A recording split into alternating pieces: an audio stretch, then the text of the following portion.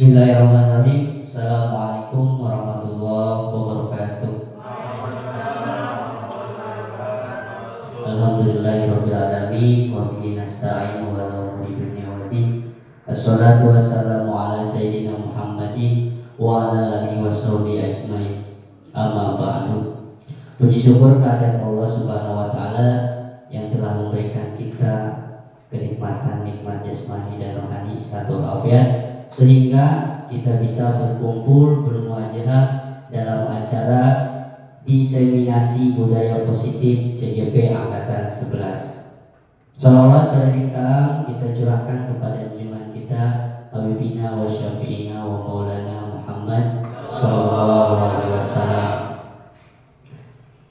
Mohon izin saya di sini selaku MC atau moderator yang akan memandu susunan acara yang akan dilaksanakan, yaitu angkatan CGP Angkatan 11. Untuk acara yang pertama yaitu pembukaan, acara yang kedua itu menyanyikan lagu Indonesia Raya, acara yang ketiga pemaparan dari Bapak Tubagus Firdaus, dan acara yang keempat terakhir yaitu penutup atau doa. Untuk mempersingkat waktu, marilah kita membuka acara ini dengan membaca suratul Fatihah. Al-Hadiniyah wal Kuniyati Sholihah. Al-Fatihah. Bismillahirrahmanirrahim. Alhamdulillahirabbil alamin. Ar-Rahmanirrahim. Maliki yaumiddin. Iyyaka na'budu wa iyyaka nasta'in. Ihdinas siratal mustaqim. Siratal ladzina an'amta 'alaihim ghairil maghdubi 'alaihim waladdallin. Semoga kita acara ini berjalan dengan lancar. Amin ya rabbal alamin.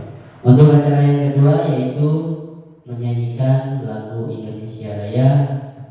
Untuk itu saya mohon izin hadirin untuk berdiri.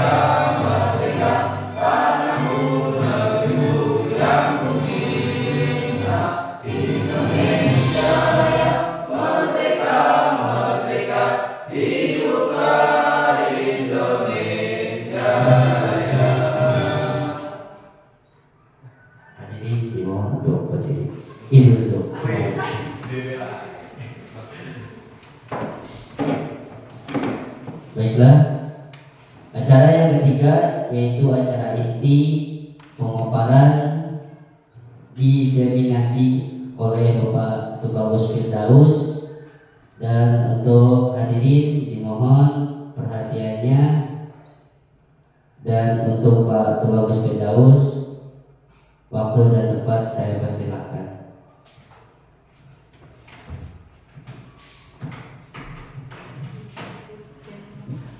Baik. Assalamualaikum warahmatullahi wabarakatuh.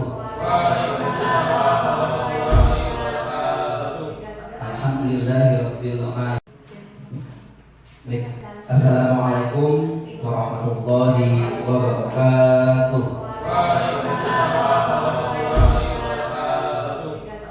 Alhamdulillahirabbil alamin wa bihi nasta'in ala umuri din. Assalatu wassalamu asrofil anbiya wal mursalin sayyidina Muhammadin wa ala alihi wa sahbihi ajmain. Ba'du. Terima kasih pada MC yang telah memberikan waktu pada saya. Terima kasih juga kepada Bapak dan Ibu sekalian, Bapak Ibu guru hebat yang alhamdulillah pada siang hari ini bisa berkenan hadir pada acara diseminasi budaya positif. Ini adalah tugas saya selaku CGP di angkatan 11 ini di modul 1.4. Mudah-mudahan amal Bapak dan Ibu sekalian diterima oleh Allah Subhanahu wa taala dan juga pahalanya selalu diunjukkan dari Allah Subhanahu wa taala karena telah hadir di tempat ini. Bapak Ibu sekalian, sebelum saya melakukan diseminasi pemaparan ini, izinkan saya untuk berpantun dulu. Jangan lupa cakepnya. Ke pasar Rawu diguyur hujan lebat. Belanjanya memakai dasi. Kepada Bapak Guru yang hebat, izinkan saya untuk mendiseminasi. Oh, pantunnya dadakan, malu ya biasa. Yang penting sih dan bak jalan. Ya. Bapak Ibu sekalian, pertama-tama sekali lagi saya ucapkan terima kasih atas kehadiran Bapak Ibu sekalian. Ini adalah salah satu tugas saya di CGP angkatan 11 di modul 1.4 tentang budaya positif. Tadi disampaikan oleh Pak Yana bahwa kita di sini untuk berbagi, ya, berbagi atau diseminasi budaya positif. Nah, ini ada pertanyaan pemantik ya, pemantik Bapak Ibu sekalian bisa dilihat di situ. Apakah Bapak Ibu setuju bila satu memberikan hukuman dapat mendisiplinkan siswa? Setuju tidak kira-kira? Bahwa nih Bapak Ibu nih hukum ke siswa dengan kata tertib. Ya kalau dulu kata tertib, ya sekarang ada ganti, awas nanti kita harus merubah kata-kata tertib itu menjadi keyakinan. Kenapa? Sekarang mah keyakinan dari siswa yang kita tonjolkan, yang kita ambil, atau kesepakatan kelas lebih gitu ya. Pada itu kan di kelas-kelas sudah melaksanakan kesepakatan kelas bersama dengan siswa-siswinya. Jadi itu adalah jadikan rel kita ya, biar kita tidak melakukan hal-hal yang tidak disepakati tadi. Nah di sini sekali lagi, apakah pemberian hukuman dapat mendisiplinkan siswa? Kira-kira bisa nggak dengan hukuman mereka disiplin? Bisa. Nah, tapi di sini berarti kan ada hukuman, ada efeknya tidak nantinya? Ada ya. Ya begitu kan. Nah, nanti kita bahas ya itu ke depan. Yang kedua, tadi kalau tadi hukuman, kalau sekarang kebalikannya, memberikan hadiah, pemberian hadiah meningkatkan prestasi siswa. Bisa enggak dengan kita memberikan hadiah, imbalan, reward, itu bisa meningkatkan prestasi siswa? Bisa. Tapi kalau terus-menerus gimana? Masa dengan prestasi tidak meningkatkan prestasi siswa, kita terus masih reward, masih penghargaan, masih hadiah. Bagaimana? Jadi verifikasi Pak. Berarti kan ada hal yang bisa negatif ya untuk kita. Gap ya. Setiap siswa bermasalah. Kalau ada masalah bisa ada gap. Ada hal-hal yang ditantang yang itu oleh dia. dilanggar. Berarti kan apakah setiap ini bisa memberikan solusi kita? Apakah tiap hari kita monitor, tiap hari pagi begitu? Nah, nih jadi tidak ya, tidak mungkin semuanya atau setiap masalah kita dicarikan solusinya, tidak mungkin. Nah itu. Yang keempat, guru berperan sebagai teman bagi siswa. Nah, kalau kita dengan siswa boleh tidak misalnya berlaku seperti teman dekat, boleh tidak? Boleh. Tapi ada hal juga yang mungkin menurut saya negatif ya, menurut kita negatif. Contohnya apa? Kalau kita terlalu dekat dengan siswa, mereka akan seenaknya melunjak, ya kan? Karena mereka menganggap kita sebagai teman, gitu. Nah ini akan kita lihat jawabannya ke depan seperti apa. Jadi jawaban-jawaban yang ada di sini dari pertanyaan pemantik ini, ya. Kita lanjut. Nah, di sini ada positive mindset bahwa kita itu pola pikir kita terhadap hal-hal yang tadi kita lihat di depan di belakang ini ada perubahan positif. Apa itu budaya positif? Nah, kalau kemarin kan kita tahunya tata tertib kelas, tata tertib siswa, tata tertib sekolah, dan sebagainya. Pokoknya semuanya tata tertib atau aturan. Nah sekarang kita ubah, makanya di sini ada positive mindset. Apa itu budaya positif? Nah ini budaya positif dari nilai-nilai atau keyakinan universal yang diterapkan di sekolah. Jadi perwujudan dan nilai-nilai atau keyakinan universal. Dan universal itu menyeluruh, maksudnya semua aspek itu tercover, teryakini oleh siswa dan kita. Tapi di sini, awas, karena ini adalah positif, maka semuanya harus positif. Dari perkataannya, dari ucapannya, dari slogannya itu, kayaknya itu juga positif. Jangan yang ada negatif-negatifnya. Misalnya kalau dulu kan kita siswa dilarang ini, tidak boleh ini, ya. Sekarang kan dirubah oleh kita.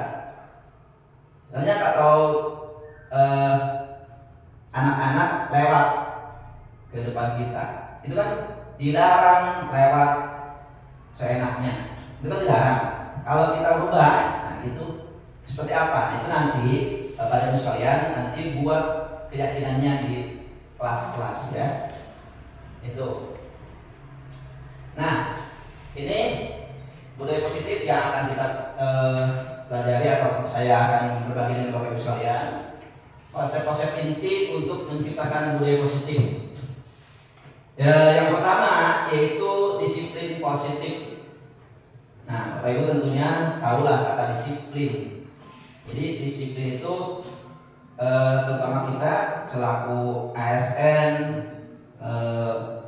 P3K dan para murid juga siswa ini harus ada disiplin positifnya. Makanya tadi ada materi kelas yang kita tanamkan di diri mereka, pada mereka itu tentang disiplin positif. Ada motivasi perilaku manusia, ya. Jadi motivasi perilaku. Motivasi itu muncul dari mana?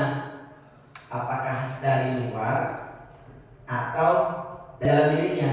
Kita harus lihat ya motivasi perilaku manusianya. Yang selanjutnya yang ketiga yaitu keyakinan kelas atau sekolah. Nah ini yang nanti kita rubah nanti di kelas-kelas Bapak Ibu sekalian. Kita rubah, jangan peraturan lagi yang dimunculkan, tata tertib lagi yang dimunculkan, tapi keyakinan kelas. Nah itu ya nanti di akhir waktu yang saya destinasi ini akan diberikan contoh seperti apa sih yang disebut dengan keyakinan kelas itu atau keyakinan sekolah itu. Dan selanjutnya yang keempat, kebutuhan dasar manusia. Kebutuhan dasar manusia itu Seperti apa ya? Bapak dan ibu setiap hari kan membutuhkan yang mendasar, ya, terutama tentang apa ya? Kalau kita pengen hidup harus bagaimana? Kalau bapak apa misalnya melakukan sesuatu seperti apa harus bagaimanakan? Itu kan kebutuhan. Itu depan kita bahas nanti. Yang kelima, posisi kontrol seorang guru. Nah ini posisi kontrol seorang guru. Jadi ada posisi kontrol. Apakah itu kontrol dari luar atau dari dalam? Dari ekstrinsik atau intrinsik? Itu. Jadi kenapa? Ada bahasa kontrol itu. Jadi kan kontrol itu artinya yang memegang kendali. Siapa? Apakah yang dari luar yang memegang kendali itu atau dari dalam? Ya. Apakah seorang guru atau memang murid itu yang memegang kontrol? Tuh. Selanjutnya yang keenam yaitu segitiga restitusi. Mungkin Bapak dan Ibu sekalian baru dengar apa sih restitusi itu? Nah, restitusi. Ya, nanti kita bahas ya. Restitusi. Nah ini ada cobalah buka. Ada genggaman tangan di sini, ada perintah di sini. Anda dan teman Anda lakukan kegiatan, coba buka. Misalnya yang sebelah kanan Anda adalah A, yang sebelah kirinya adalah B. Nah tugas Anda adalah mengepalkan salah satu tangan Anda.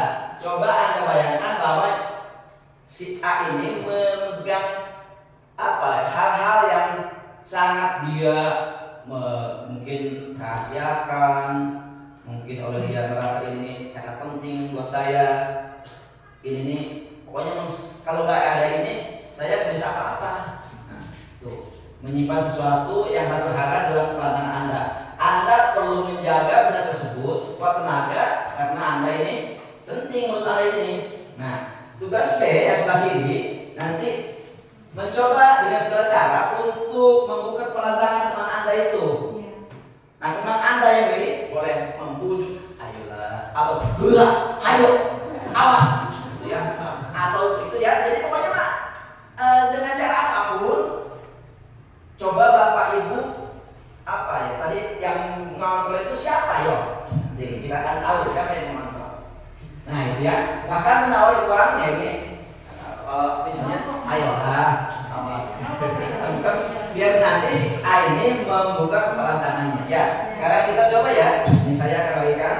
Nanti yang A nulis yang mungkin menurut Bapak dan Ibu yang A ini penting sekali dalam hidup Anda atau mungkin yang ini sepele terserah. Ya, pokoknya nanti yang B ini akan berusaha untuk membuka. Nanti ditulis, dilipat, jangan sampai yang B-nya tahu ya. Ya. Jadi yang kasih ini oleh saya hanya yang A.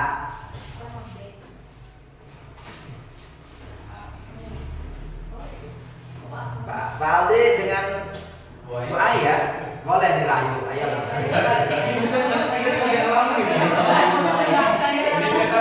Ya bebas. Tulis oleh Bapak Ibu sekalian bebas. Apa yang menurut Bapak Ibu itu penting, sangat berharga atau apapun, ya tuliskan dalam kertas itu. Nanti oleh Bapak Ibu nanti B akan mencoba membuka kepala tangan itu. Nah, apakah Ibu itu nanti lulus dengan rayuan atau intimidasi atau apapun yang dilakukan oleh si B? Yang intimidasinya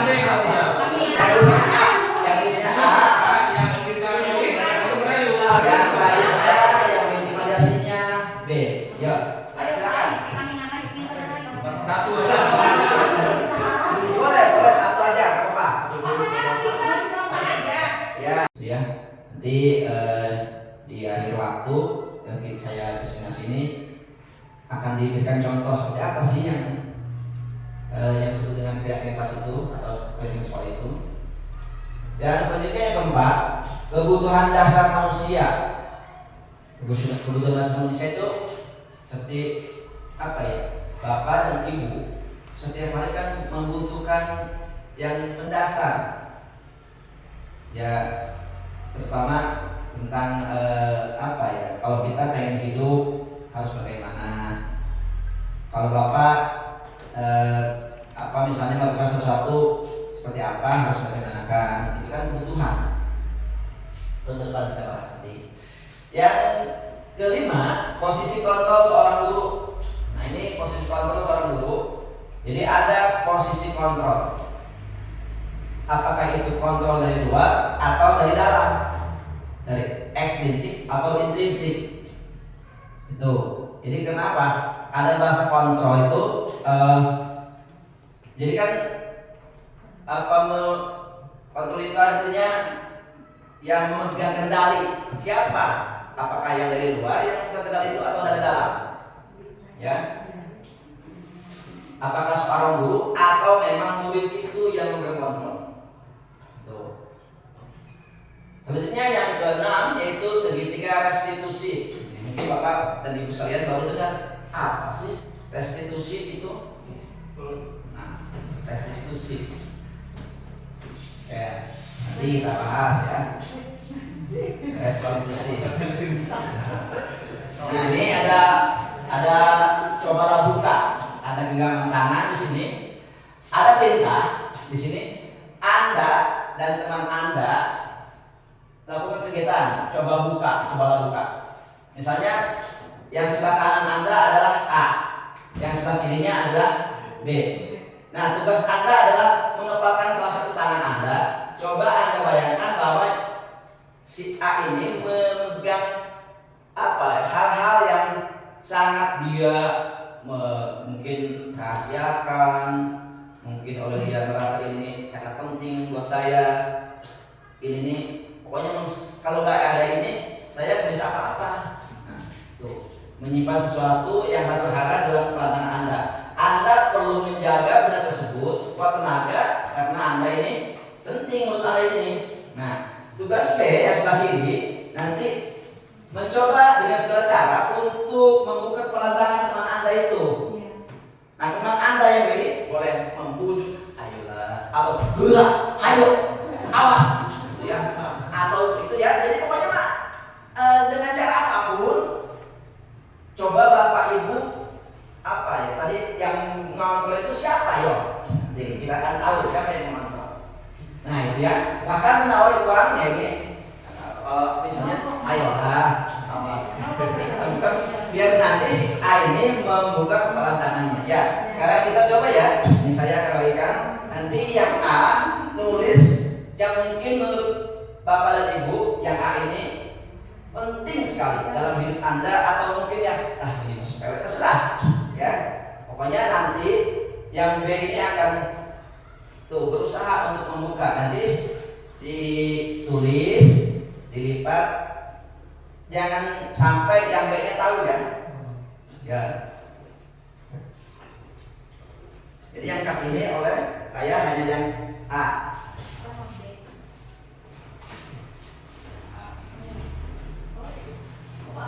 Pak Aldi dengan Bu Ayah boleh dirayu. Ayo.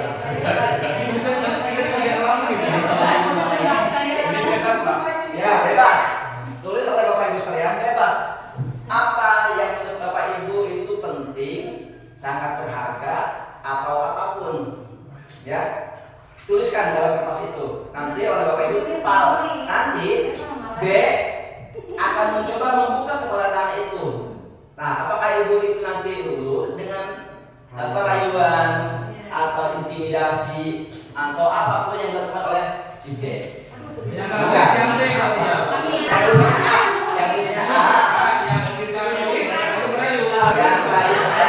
intimidasinya B. Ya, silakan. Satu. Boleh satu aja, apa? Ya. Udah ada aturannya. Jadi kalau hukuman mah nggak ada aturan, nggak ada apa. Udah hukuman. Tapi ini mah konsekuensi karena emang di sekolah itu ada aturan yang menetapkan bahwa kita itu masuk jam 7.30. Kalau terlambat, ya guru bisa buat apa ya, sebuah konsekuensi. Kalau kamu terlambat, ya tulis 100 kali. Yang kedua, lari mengelilingi lapangan basket 2 kali karena terlambat menghadiri sekolah.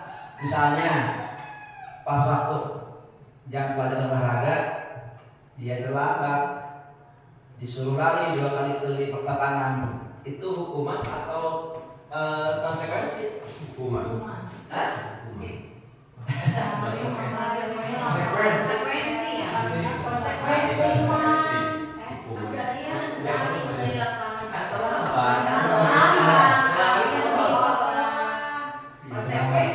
Konsekuensi juga ya? Konsekuensi juga apa hukuman? Tadi lambat hadir sekolah. Nah ini kalau mereka guru olahraga dengan murid-murid sudah membuat kesepakatan, kalau memang dia sudah dibuat kesepakatannya, kalau memang begini itu konsekuensi. Tapi kalau tidak ada kesepakatan, hukuman maksudnya, gitu ya. Itu tergantung. Ya, kalau di sini mungkin kalau menurut Bapak hukuman, ya hukuman. Karena memang di olahraga itu bisa aja olahraganya pagi atau siang, gitu kan, atau sore. Yang ketiga, membersihkan coretan yang dibuatnya di meja tulis. Membersihkan. Hukuman atau konsekuensi? Hukuman juga. Apa konsekuensi? Membersihkan coretan yang dibuat di meja tulis. Enggak. Apa itu sekalian juga ada. Jagalah kebersihan kelas. Itu apa itu? Berarti kalau dia suruh membersihkan, karena memang ada aturannya. Jagalah kebersihan kelas. Atau kalau dia aturan seperti iya, selalu menjaga kebersihan atau bawalah sama pada tempat. Itu sama aja dengan selalu menjaga kan kebersihannya. Yang keempat, murid diminta untuk push up 15 kali waktu. Karena tidak menggunakan masker ke sekolah, berdiri di depan kelas sambil mengangkat kaki satu. Karena tidak bisa menjawab pertanyaan. Apa ini? Hukuman. Karena apa? Ya ini kan nanti membuat anak merasa salah ya, atau dalam jangka waktu yang panjang akan terus-terusan ejek, dihina sama teman-temannya. Gitu. Membersihkan WC karena rusak pensil teman. Hukuman. Jangan sampai ya. Kalau mau kita ini menjadikan restitusi nanti ya. Kita restitusi ini ya. Rubah jadi restitusi. Jangan sampai jadi hukuman. Kenapa? Kalau yang merusak pensil teman, kita ambil yang merusaknya tadi, kita kasih pemahaman biar nanti dia tidak terus-terusan berbuat seperti itu. Kalau yang ini yang terakhir, lari keliling lapangan karena terlambat 10 menit saat pelajaran menyoka. Hukuman juga. Lari keliling lapangan karena gimana kesepakatan. Jadi tergantung kesepakatan juga ya. Jadi kalau di sini mungkin karena ini mah tidak ada di aturan atau di kelas, mungkin ini mah hukuman ya. Itu biasanya. Kita lanjut. Dihukum oleh penghargaan. Nah ini tadi kalau kita berbuat sesuatu karena penghargaan, ini akan mempengaruhi. Pengaruh jangka pendek dan jangka panjang. Nah itu penghargaannya tidak efektif. Terus penghargaan merusak hubungan. Paham nggak nih? Penghargaan hubungan. Iya. Nah, iri. Iya, karena gini. Pada awal dari tadi dikasih hadiah terus, saya enggak. Apa ya? Yang mengoperasionalkan beko atau kereta api atau kendaraan yang lain kan ada kontrolnya, yaitu siapa? Yaitu yang penting kalau kereta api masinis, kalau mobil driver atau supir, Nah kalau ini kan bapak yang mengendalikan, itu kontrol. Jadi nggak mungkin, saya kalau misalnya kereta api saya tabrakan, nanti kan saya tidak kontrol. Satu lagi bapak yang dan ibu yang A ini ada bapak kontrolnya. Sekarang berarti yang B jadi sebarang. Nah, saya buka nih, nggak apa-apa ya, udah ini ya. Ternyata yang dijadikan kenapa Pak Asmar begitu kekes ini. Nah ini sangat penting ya menurut saya juga nih. Oh betul Pak, jangan rahasia. Sudah saya bisa berikan bahwa saya. Baiklah. Udah nggak berlangsung ya.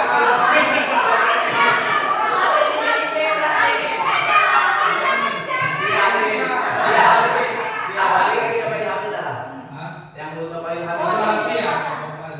Oh pantesan. Pantesan payung hamil kemarin kasih ke Pak Dawan. Ternyata yang bilang satu-satunya langsung hidup.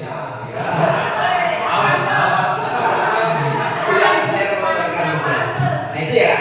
Nah itu adalah kontrol kita. Dan di sini kita akan bicara tentang kontrolnya. Nah ini jadi kita akan pergeseran paradigma teori kontrol oleh Dr. William Glasser ini bahwa ilusi ya bayangan kita guru itu mengontrol murid, betul nggak sih? Betul. Hah? Emang yang membuat anak-anak kita itu pintar kita? Tidak. Hah? Kita mah. Apakah dengan kita galak, kita baik, mereka akan pintar? Tidak. Nah berarti kontrol itu ada di siapa? Di anak itu sendiri. Nah, jadi siapa yang bisa merubah dia, itulah yang kontrolnya diri sendiri. Jadi kita nih tidak bisa mungkin mengontrol murid Iya. kalau murid itu tidak belajar. Nah berarti kan ada motivasi intrinsik yang tertanam dalam diri dia. Nah di sini menurut William Glasser bahwa ilusi guru ini murid betul atau tidak. Nah ini tergantung ya. Yang kedua, ilusi bahwa semua penguatan positif, efektif dan bermanfaat.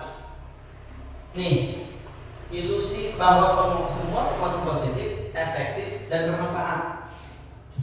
Tadi seperti tadi bahwa kalau kita ngasih reward, ngasih penghargaan, ngasih hadiah, itu kan sesuatu yang positif ya, menurut kita atau menurut murid juga. Apakah itu menjadi efektif atau bermanfaat? Ya, berarti kan tidak selalu, tidak kontinu, tidak selamanya. Ada waktu-waktu. Kalau udah nggak dipakai lagi, udah. Saya udah nggak suka dikasih lagi sama guru. Saya udah nggak suka dikasih lagi sama Pak Guru. Udah, nggak ada ributnya. Berarti kan kontrol dia lepas, kontrol guru lepas. Nah itu, makanya di sini berarti perubahan paradigma itu kita harus lakukan. Bagaimana biar nanti motivasi itu muncul dari dalam diri murid. Ya.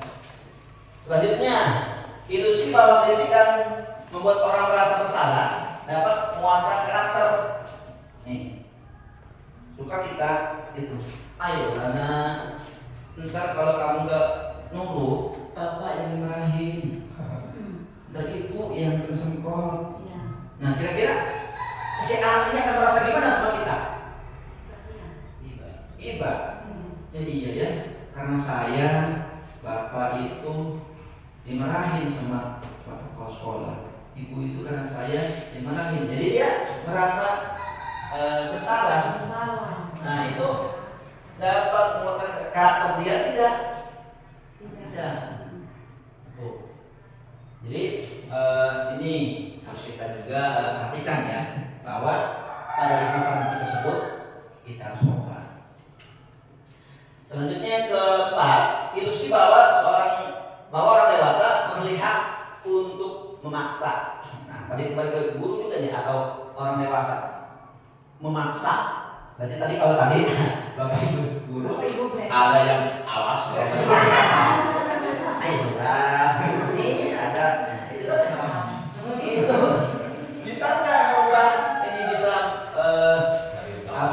merubah kontrol dari temannya? Tidak bisa. Tadi masih boleh. Nah di sini bahwa kita lihat yang kedua. Jadi tadi virus guru kontrol tidak bisa ya. Jadi termasuk tergantung pada motivasi apakah intrinsiknya yang kuat atau ekstrinsiknya yang kuat.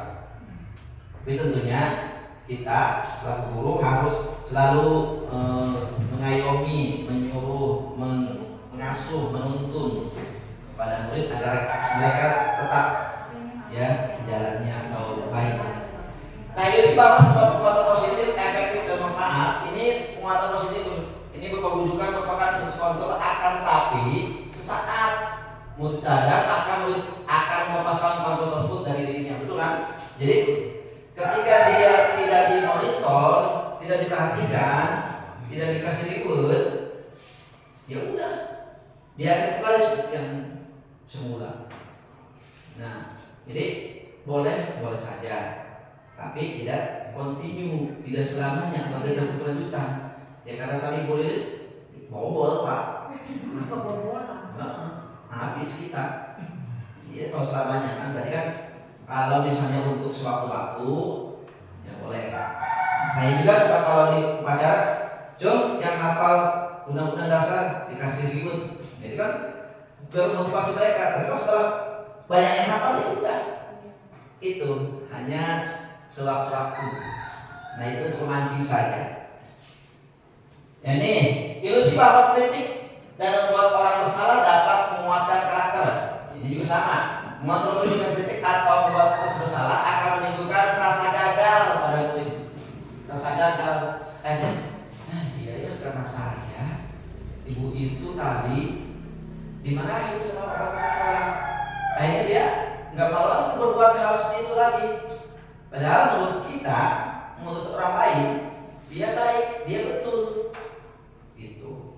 Karena apa? Nah, nanti kita lihat ke depan ada kebutuhan apa yang dibutuhkan oleh murid tersebut. Gitu. Ya. Ini. Jadi murid akan mulai membuat penilaian dirinya selalu negatif. Jadi mau berbuat takut dimarahin lagi, takut salah lagi. Itu.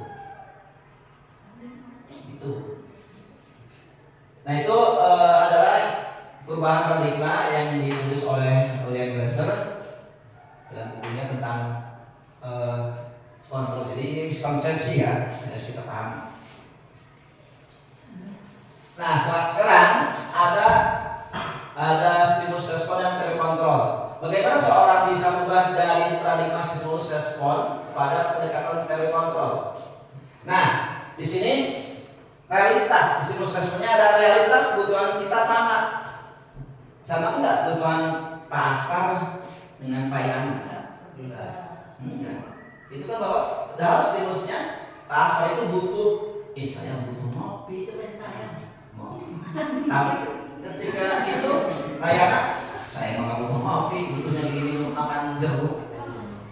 Biar apa? Biar seger. Padahal kalau kita lihat stimulus responnya, jeruk bisa segerin, kopi juga bisa kering, bikin melek, gitu ya. Tapi realitasnya, cara kontrolnya nih, realitasnya kebutuhan kita berbeda, betul. Jadi satu sama lain mungkin ada yang sama, ada yang beda. Nah itulah nanti makanya ke depan kita bisa membuat siswa-siswa kita itu ya apa yang dibutuhkan oleh mereka. Misalnya karena ini mungkin kurang seperti ini perlakuannya, ini mas senang nih, ini perlakuannya. Kalau itu pintar lah, udah tinggi bajunya, berarti beda lagi perlakuannya. Itu jadi ini juga termasuk pada stimulus respon dan teori kontrol. Jadi kebutuhannya berbeda. Atau yang kedua nih, semua orang melihat hal yang sama. Bapak Ibu, mungkin pernah melihat di sini kita ada beberapa siswa yang yang yatim piatu atau yatim ya. Biasanya kalau anak yatim itu bagaimana kita perlakuannya kepada mereka? Bayangan sudah gini, nanti ya. Ada pemainnya Pak. Ya, Anda itu mungkin penting sekali atau ya terserah lah. Apa?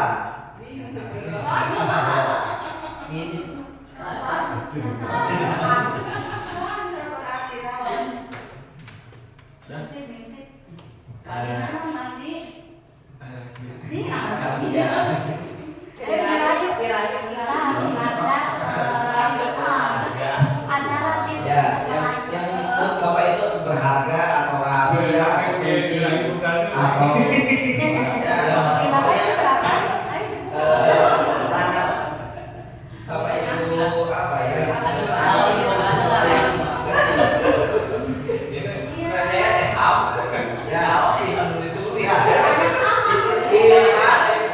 Dilipat lalu digenggam di tangan, terserah bukan karena bukan begini nanti B merayu atau dengan cara apapun pokoknya kepada si A agar bisa membuka. Terserah A apakah itu mau membukanya atau enggak, terserah si A.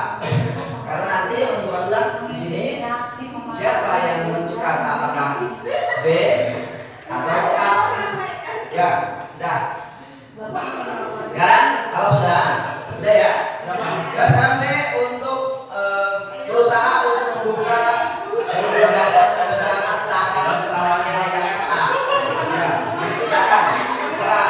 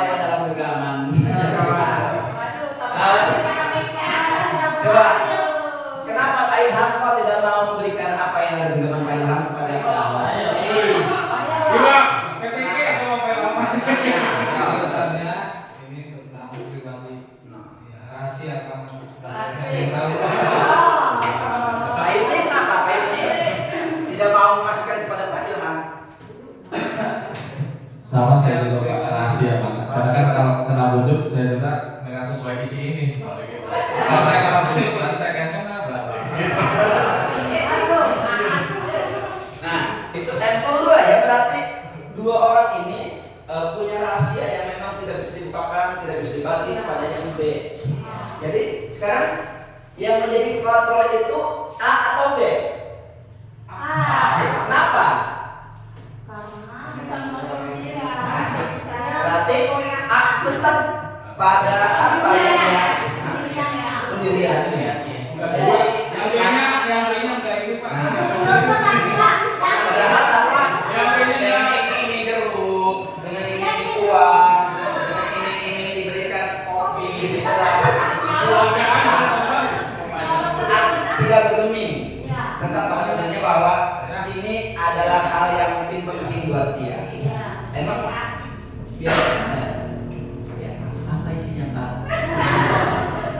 Rahasia dong. Saya jadi berapa ya? Baik.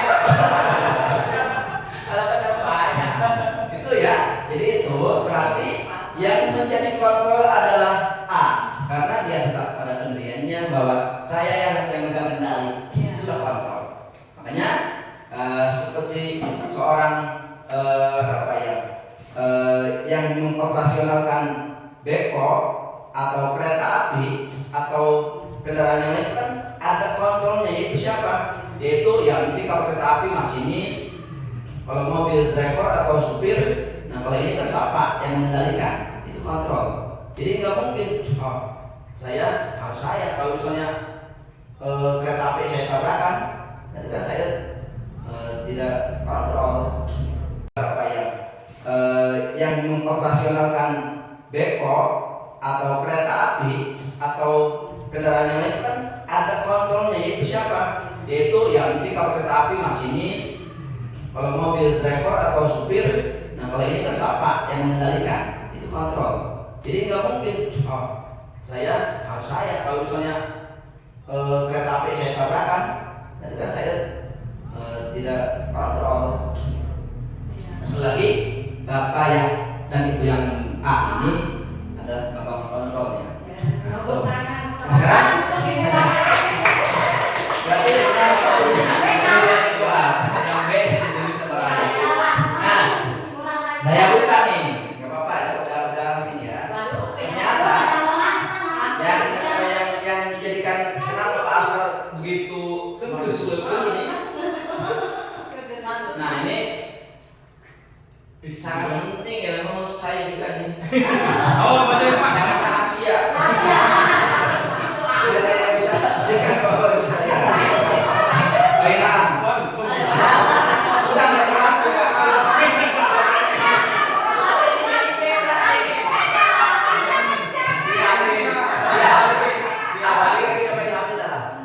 Yang belum pakai HP rahasia. Oh, pantesan. Pantesan pakai HP kemarin kasih ke ini ada yang bilang satu-satunya langsung hidup.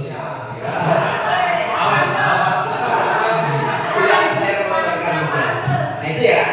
Nah itu adalah kontrol kita. Dan di sini kita akan bicara tentang kontrolnya. Nah ini jadi kita akan pergeseran paradigma teori kontrol oleh Dr. William Glasser ini, bahwa ilusi ya bayangan kita guru itu mengontrol murid. Betul nggak sih? Betul. Hah? Emang yang membuat anak-anak kita itu pintar kita? Tidak. Hah? Apakah dengan kita galak, kita baik, mereka akan pintar? Tidak. Nah berarti kontrol itu ada di siapa? Di anak itu sendiri. Nah, jadi siapa yang bisa merubah dia, itulah yang kontrolnya diri sendiri. Jadi kita nih tidak bisa mungkin mengontrol murid kalau murid itu tidak belajar. Nah berarti kan ada motivasi intrinsik yang tertanam dalam diri dia. Nah di sini menurut Glasser bahwa ilusi guru ini murid betul atau tidak. Nah ini tergantung ya. Yang kedua, ilusi bahwa semua penguatan positif, efektif dan bermanfaat. Nih, ilusi bahwa semua penguatan positif, efektif dan bermanfaat. Seperti tadi bahwa kalau kita ngasih reward, ngasih penghargaan, ngasih hadiah, itu kan sesuatu yang positif ya, menurut kita atau menurut murid juga. Apakah itu menjadi efektif atau bermanfaat? Ya, berarti kan tidak selalu, tidak kontinu, tidak selamanya. Ada waktu-waktu. Kalau udah nggak dipakai lagi, udah. Saya udah nggak suka dikasih lagi sama guru. Saya udah nggak suka dikasih lagi sama Pak Guru. Udah, nggak ada ributnya. Berarti kan kontrol dia lepas, kontrol guru lepas. Nah itu, makanya di sini berarti perubahan paradigma itu kita harus lakukan. Bagaimana biar nanti motivasi itu muncul dari dalam diri murid. Ya. Selanjutnya, ilusi bahwa kritikan membuat orang merasa bersalah dapat menguatkan karakter. Nih, suka kita itu, ayo karena ntar kalau kamu nggak nurut, bapak yang dimarahin, ntar ibu yang kesemprot. Iya. Nah kira-kira si anak ini akan merasa gimana sama kita? Kasihan. Iba. Ya iya ya, karena saya bapak itu dimarahin sama bapak kepala sekolah. Ibu itu karena saya dimarahin. Jadi dia merasa bersalah. Bersalah. Nah itu dapat menguatkan karakter dia tidak. Tidak. Oh. Jadi ini harus kita juga perhatikan ya, bahwa pada lingkungan tersebut kita harus kompak. Selanjutnya yang keempat, ilusi bahwa orang dewasa melihat untuk memaksa. Nah, tadi kembali ke guru juga nih, atau orang dewasa memaksa. Berarti tadi kalau tadi bapak ibu guru ada yang awas ya. Ayo ini ada itu itu bisa nggak merubah ini bisa merubah kontrol dari temannya? Tidak bisa. Tadi masih boleh. Nah di sini bahwa kita lihat yang kedua, jadi tadi ilusi guru mengontrol murid tidak bisa ya. Jadi termasuk tergantung pada motivasi, apakah intrinsiknya yang kuat atau ekstrinsiknya yang kuat. Tapi tentunya kita selaku guru harus selalu mengayomi, menyuruh, mengasuh, menuntun kepada murid agar mereka tetap ya di jalannya atau baik. Nah, ilusi bahwa sebuah penguatan positif, efektif dan manfaat ini penguatan positif ini berpengujukan merupakan bentuk kontrol, akan tapi sesaat murid sadar maka murid akan melepaskan kontrol tersebut dari dirinya, betul kan?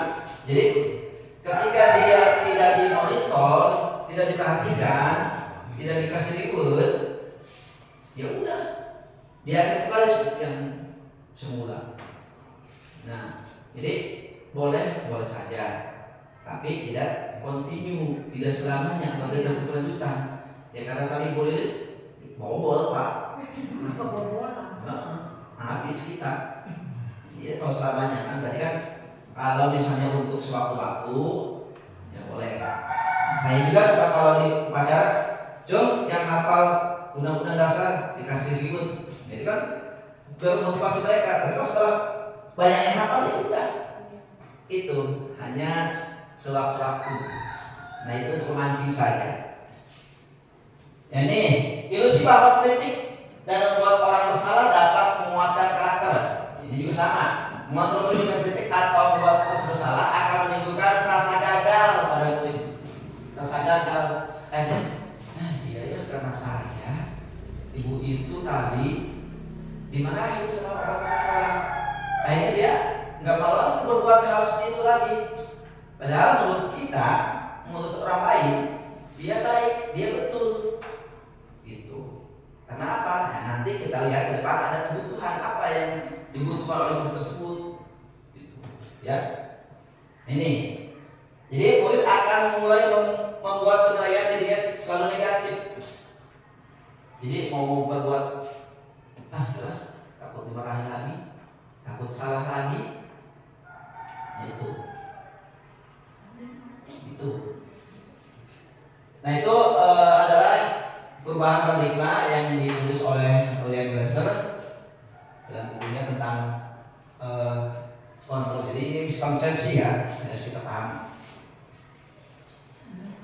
Nah sekarang ada stimulus respon dan terkontrol. Bagaimana seorang bisa mengubah dari paradigma stimulus respon kepada pendekatan teori kontrol? Nah di sini realitas stimulus responnya ada realitas kebutuhan kita sama enggak kebutuhan Pak Aspar dengan Pak Yana? Enggak. Itu kan bahwa dalam stimulusnya Pak Aspar itu butuh, saya butuh ngopi itu kan saya ngopi. Tapi ketika itu Pak Yana, saya nggak butuh ngopi, butuhnya minum makan jeruk. Biar apa? Biar seger. Padahal kalau kita lihat stimulus responnya, jeruk bisa segerin, kopi juga bisa kering, bikin melek, gitu ya. Tapi realitasnya, cara kontrolnya nih, realitasnya kebutuhan kita berbeda, betul. Jadi satu sama lain mungkin ada yang sama, ada yang beda. Nah itulah nanti makanya ke depan kita bisa membuat siswa-siswa kita itu ya apa yang dibutuhkan oleh mereka. Misalnya karena ini mungkin kurang seperti ini perlakuannya, ini mas senang nih, ini perlakuannya. Kalau itu pintar lah, lebih tinggi bajunya, berarti beda lagi perlakuannya. Itu. Jadi ini juga termasuk pada stimulus respon dan teori kontrol. Jadi kebutuhannya berbeda. Atau yang kedua nih, semua orang melihat hal yang sama. Bapak Ibu mungkin pernah melihat di sini kita ada beberapa siswa yang yang yatim piatu atau yatim ya. Biasanya kalau anak yatim itu bagaimana kita perlakuannya kepada mereka? Pak Yana sudah gini. Nanti kalau anak yatim itu bagaimana kita perlakuannya kepada mereka? Pak Yana sudah gini. Nanti tanggal 10 Muharram dia akan saya kasih uang amplop. Padahal anak tersebut pintar. Apakah dengan membuat menghasilkan amplop akan terus-terusan dia jadi pintar atau bagaimana? Kan tentunya tidak. Bagaimana dia kebutuhannya apa? Kalau memang kasih sayang, ya tentunya kasih sayang kita ya. Kalau misalnya, saya mah pengennya dia itu tetap pintar, meskipun dia itu seorang yatim atau piatu, prestasinya tetap jalan bagus. Bagaimana? Ya tentunya saya pasti akan masih lebih perhatian pada dia dalam bidang pelajaran itu dibanding dengan uang amplop. Kan? Itu kan pandangannya beda. Setiap orang memiliki gambaran yang berbeda. Bayang nama tadi isinya amplop, ke anak yatim kali itu pas saya minta. Nah saya mau ini aja, biar dia itu tetap pintar, nanti cita-citanya tercapai. Saya akan ngasih bimbingan ke dia biar tetap pintar. Ya, jadi pandangannya berbeda. Selanjutnya kita mencoba mengubah orang agar berpandangan sama dengan kita. Itu stimulus responnya. Sekarang teori kontrolnya, kita berusaha memahami pandangan orang lain tentang dunia. Nah, ini stimulus respon itu yang ya, kalau negatifnya itu disebut dengan egois kan. Jadi, bagaimana saya aja ini. Jadi kamu harus berusaha sama saya. Itu kita mencoba membawa orang berpandangan sama dengan kita. Padahal kita berusaha memahami pandangan orang lain tentang dunia. Jadi kita tuh coba sih jangan cuma kita doang yang dipahami, semuanya universal itu. Jadi bagaimana dan kita semuanya sama, jangan satu arah tapi ke semua arah. Itu tentang teori kontrolnya. Jadi kita harus berpandangan bahwa tidak sama semuanya itu pandangannya atau pemikirannya. Ya. Selanjutnya kita ke yang ini, yang selanjutnya ini aja langsung ya. Model berpikir menang kalah. Nah kalau kita kan biasanya bagaimana ya? Kalau lomba-lomba itu, nah pasti ada menang kalah. Nah kalau kita sudah berbicara tentang kalah, berarti kita tidak ada motivasi. Nah udah masuk ikutin aja lah.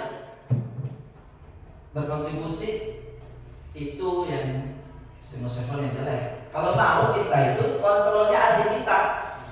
Bagaimana caranya biar kita optimis, menang. Nah, modal berpikir menang-menang. Ya, win-win solution. Ya.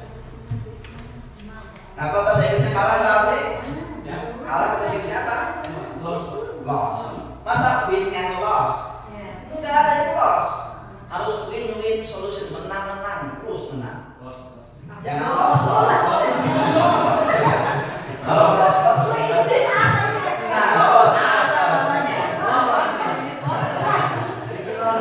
Ya. punya stimulus respon yang menang kalah atau win and loss, tapi win-win, menang dan menang. Maka kalau kita untuk pelajaran biasa itu nanti di lomba menang, itu yang harus kita tanamkan.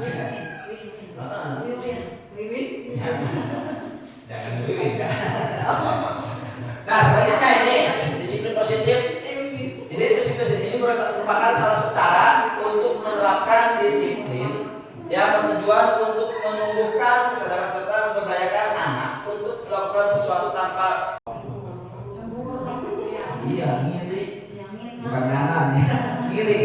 Nah itu, jadi akan berhubungan. Akhirnya kan si A sama si B akan ada gap lagi, ada rasa yang tidak mengenakan dalam dirinya dan hatinya. Terus penghargaan mengurangi kecepatan. Ya.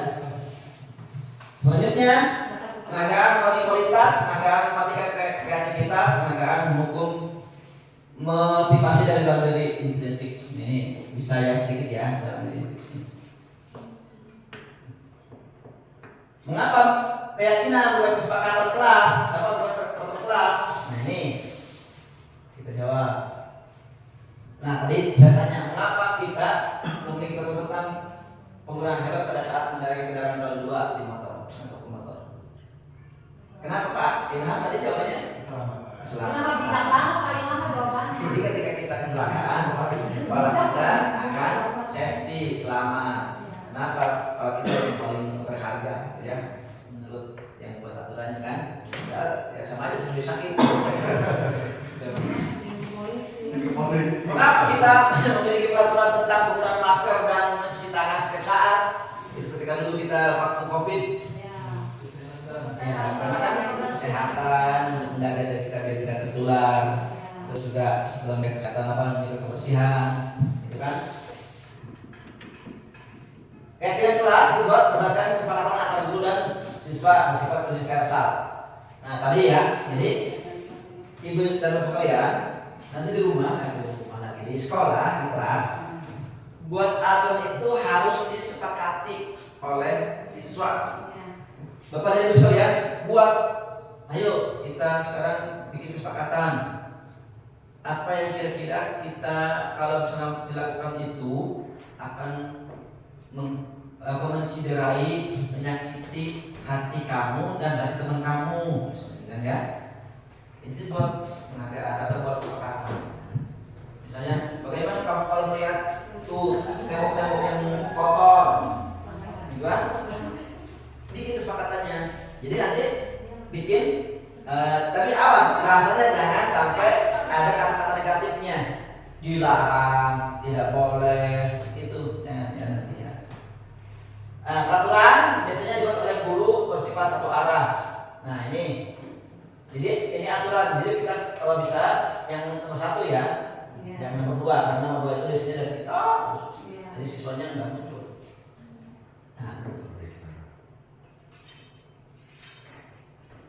Nah sekarang prosedurnya membuat bagaimana? Atau kayak kelas ini. Yang pertama, mempersilahkan warga sekolah atau siswa untuk mencurahkan ide tentang peraturan yang akan disepakati. Mencurahkan ide, menulis. Ya silakan kemampuan mereka, misalnya mereka kan belum paham apa itu negatifnya dan bagaimana positif. Tulis aja, nanti kita arahkan. Ini tidak boleh mencoret-coret, itu kita luruskan nanti. Misalnya kalau tidak mencoret-coret kan berarti kalau dalam kebersihan apa? Jagalah kebersihan kelas. Jagalah keindahan kelas. Itu kan yang positifnya. Jadi biar ada kata-kata dilarang mencoret-coret meja, dilarang mencoret tembok, tuh jangan. Tapi buat peraturan atau kesepakatan yang positif. Jagalah keindahan. Jadi terlihatnya kedengarannya lebih enak daripada dilarang. Kalau dilarang kan udah pasti ada ininya ya, ada hal-hal yang mungkin memutus atau membuat dia tidak bebas. Mencatat semua masukan. Tadi sudah dicatat. Ganti kalimat negatif jadi positif, ya. Tidak ada dilarang, tidak boleh. Apalagi tuh?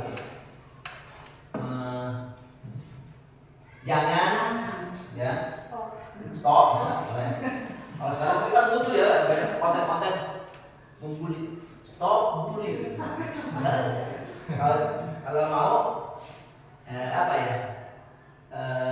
Hargailah orang lain atau saling menghargai, lebih indah kan itu. Iya. Tinjau baru curah pendapat yang berkumpul dan susun menjadi pihak di kelas. Nah, tadi ya dari semuanya itu kita buat pihak di kelas. Kita kelompokkan, oh ini tentang kebersihan, oh ini tentang tingkah laku, oh ini tentang ini.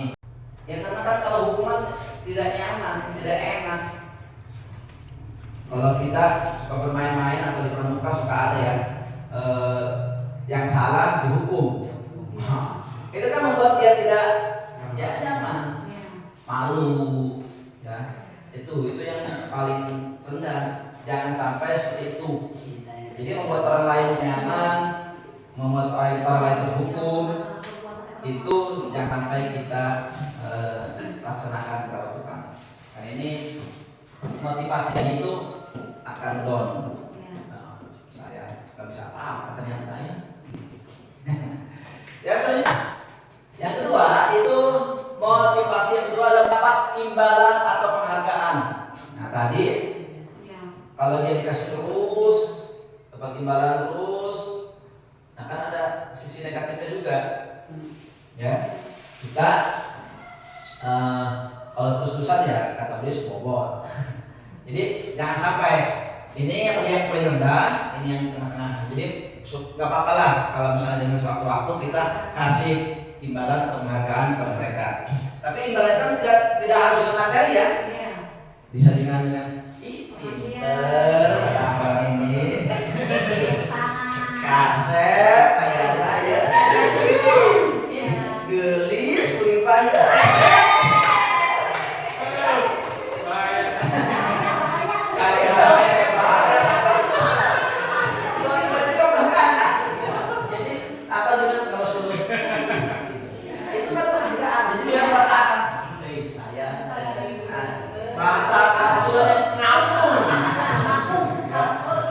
Kalau nggak ada lagi kan kita bos ini.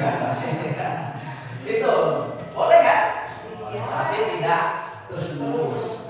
Ya, kalau selalu di alam ya, gitu. Maksudnya terus barang yang tulis dari.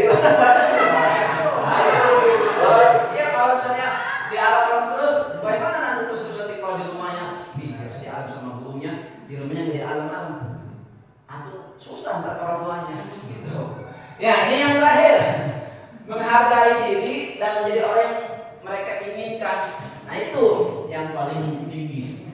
Jadi dia itu merasa saya ini sudah jadi orang yang memang pantas buat saya, bisa dibanggakan untuk kedua orang tua saya, untuk guru saya, ya. Jadi saya tidak melakukan hal-hal yang memang tidak sesuai dengan keyakinan yang kita sepakati tadi, ya. Itu menghargai diri namanya. Kata bahasa Sundanya apa? Sebelum nyibit orang lain, cibit terus diri kamu sendiri. Sakit enggak? Itu kan menghargai kan? Kalau kamu nih, misalnya ada seorang siswa yang tanpa permisi, tanpa izin, nah karena dia tidak ada alat tulis, pulpen, pensil misalnya. Dia ambil, dia menghargai yang punya pensil enggak? Izin dulu. Nah, tapi dengan menghargai diri dan menjadi orang yang mereka inginkan, berarti dia harus izin. Mohon maaf, saya karena saya tidak bawa pulpen atau alat tulis, saya minta pinjem atau pinjem tidak. Jadi kan menghargai, tidak seorang mengkoyok, ambil. Jadi sama-sama menghargai. Itu lebih enak kan? Nah itu, makanya itu level-level yang harus kita perhatikan. Ada yang memang menghukum, ada yang pakai imbalan penghargaan, ada juga yang memang menghargai orang lain, juga itu berarti menghargai diri sendiri. Nah ini ada teori hukuman, konsekuensi dan restitusi. Nah ini ada hukuman. Kalau tadi kalau kata bahasa hukuman, kata hukum itu berarti kan level terendah ya. Ada juga konsekuensi. Kalau konsekuensi itu artinya apa? Kira-kira kalau menurut Bapak Ibu sekalian? Akibat. Akibat dari apa? Nah, berarti kan ada patokan awalnya. Ada patokan awalnya kan? Apa itu? Kalau dulu kan ada aturan ya. Kalau kita melanggar aturan, itu akan mendapatkan konsekuensinya apa? Misalnya, nah, sanksi. Sekarang kenapa Pak Ilham di jalan raya ini mudah misalnya, tapi tadi itu belum selesai karena untuk konsekuensi ini ada hal-hal yang belum selesai. Selanjutnya untuk restitusi, murid korban mendapatkan ganti. Nah tadi karena dia hilang pulpennya, dia akan mengembalikan lagi pulpen yang dipinjamnya. Atau misalnya hilang, ya akan gantinya kalau dianya melakukan restitusi. Ya ini Pak, saya salah karena pinjam pulpen ke dia tanpa permisi, tanpa izin. Udah saya kembalikan atau saya ganti pulpennya. Nah itu kan, itu hukuman konsekuensi dan restitusi. Nah, berdasarkan bagian di atas itu adalah penjelasan tentang hukuman, konsekuensi dan restitusi. Jadi, Bapak Ibu sekalian, hukuman ini tidak terencana. Jadi tanpa ada peraturan dan apa itu ya. Terus, jadi tidak terencana. Bersifat satu arah. Jadi kalau tadi kan ada win-win solution, dia dapat gantinya, dia tidak terus-terusan merasa bersalah. Tuh, tidak satu arah. Bisa berupa hukuman fisik, psikis atau kata-kata kasar. Ya, itu dari hukuman berupa hukum fisik. Nah, misalnya pukul, psikis kan dari hatinya. Karena saya mencuri tadi, akhirnya kan dia merasa bersalah lagi atau dikucilkan sama teman-temannya. Itu tukang mencuri misalnya, itu kan psikis. Atau kata-kata kasar, mohon maaf, dasar kamu, gitu kan? Itu kan tidak diinginkan kita. Itu isu hukuman. Kalau konsekuensi ini bersifat terencana, sudah sepakati.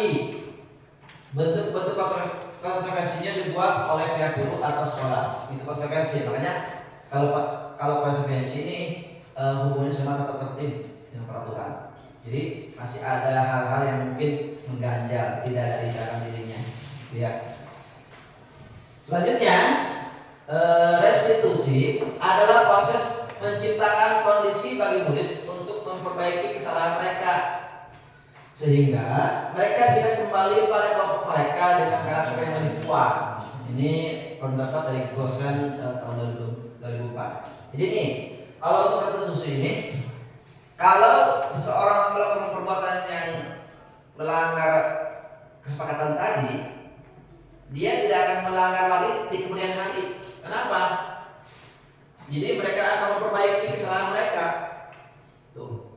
Terus sehingga mereka bisa kembali ke kelompok mereka dengan karakter. Jadi karakter yang lebih kuat. Jadi apa? Yang tadinya misalnya berbuat salah, akhirnya tidak berbuat salah. Yang tadinya dikucilkan oleh orang, tidak dikucilkan. Ya. Jadi kembali lagi ke kelompok mereka. Oh udah tidak berteman lagi, udah berkawan lagi, kan? Itu restitusi. Jadi kita selaku guru nih, jadi berupaya agar restitusi ini bisa kita lakukan. Jadi jangan sampai, apalagi yang pertama ya, yang kedua penting karena ada aturannya. Tapi kalau yang ketiga ini lebih baik sekali karena ini adalah munculnya dari dalam diri dia. Yang selanjutnya konsekuensi atau hukuman. Nih saya tanya nih, ada pertanyaan situ. Bapak Ibu sekalian, mencatat 100 kali di dalam buku kalimat saya tidak akan terlambat lagi karena pulang sekolah. Itu termasuk konsekuensi atau hukuman?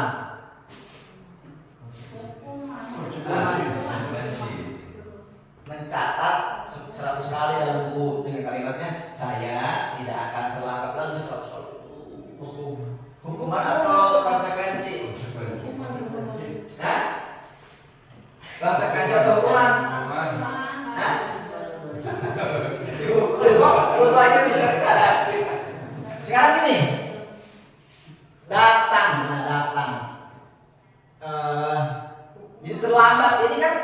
Kalau di sekolah ada jadwal masuk nggak? Ada kan? Masuk jam sekian, keluar jam sekian. Berarti udah ada tata tertibnya kan? Udah ada aturannya kan? Berarti ini konsekuensi atau hukuman? Konsekuensi. Udah ada aturannya. Jadi kalau hukuman mah nggak ada aturan, nggak ada apa, udah hukuman. Tapi ini mah konsekuensi karena emang di sekolah itu ada aturan yang menetapkan bahwa kita itu masuk jam 7.30. Kalau terlambat, ya guru bisa buat apa ya, sebuah konsekuensi. Kalau kamu terlambat, ya tulis 100 kali. Udah ada aturannya. Jadi kalau hukuman mah nggak ada aturan, nggak ada apa, udah hukuman. Tapi ini mah konsekuensi karena emang di sekolah itu ada aturan yang menetapkan bahwa kita itu masuk jam 7.30. Kalau terlambat, ya guru bisa buat apa ya, sebuah konsekuensi. Kalau kamu terlambat, ya tulis 100 kali. Yang kedua, lari mengelilingi lapangan basket 2 kali karena terlambat menghadiri sekolah. Misalnya pas waktu jam pelajaran olahraga dia terlambat, disuruh lari 2 kali keliling lapangan, itu hukuman atau konsekuensi? Hukuman. Hah? Konsekuensi ya. Konsekuensi.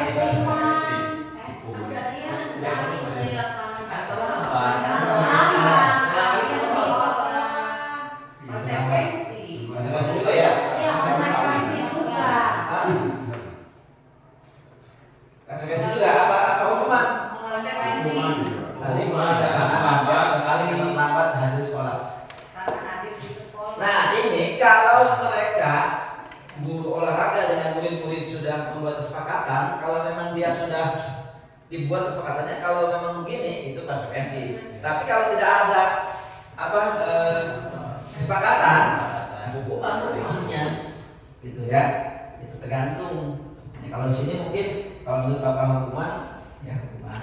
Karena emang di olahraga itu bisa aja olahraganya pagi atau siang, gitu kan, atau sore.